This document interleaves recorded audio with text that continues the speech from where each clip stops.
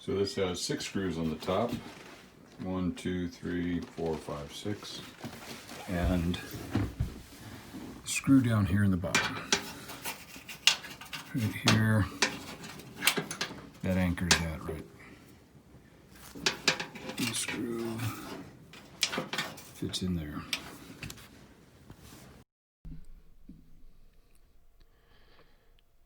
So I followed the steps that the video that I'm linking to laid out. Those were great. They're very, very easy to follow, and everything that was pointed out was there. The only difference was there was an additional screw holding the front panel on, and then how this pump down on the bottom was mounted. The pump is mounted into the housing there, which holds an additional pump, and that additional pump feeds, it looks like it's a circulation pump to flush water around the inside of the gasket, the door gasket.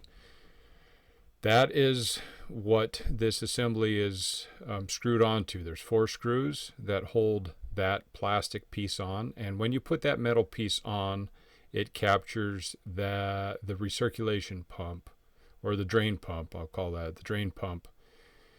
So you need to take off that metal plate. The metal plate has 3 rubber feet that keep that assembly there floating. It gives it a little bit of wiggle room, so I guess if things get a little bit too rocking and crazy in there, they can each have their own individual, isolation, and don't have to worry about wires coming loose or hoses being chafed and things like that. So there's the drain pump going out, the tube coming from the tub, and then the 2 circulation, or the 2 lines in that circulation pump.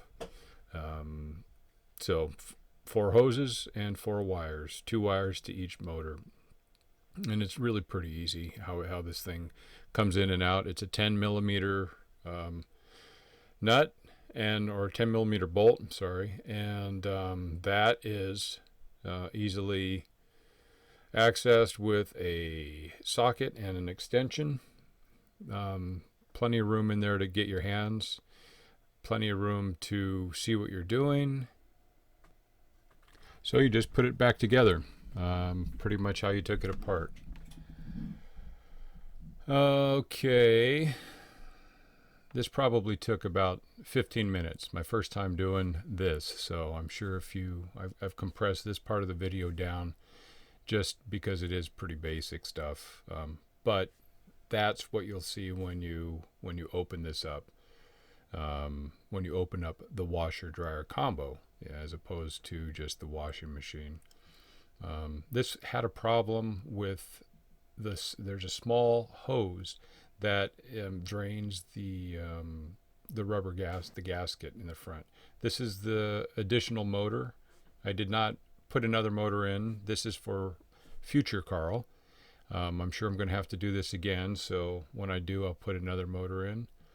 And this is just reaching in there and putting down the hoses. So this drain, this little drain that drains the water that collects in here is, this is completely plugged up.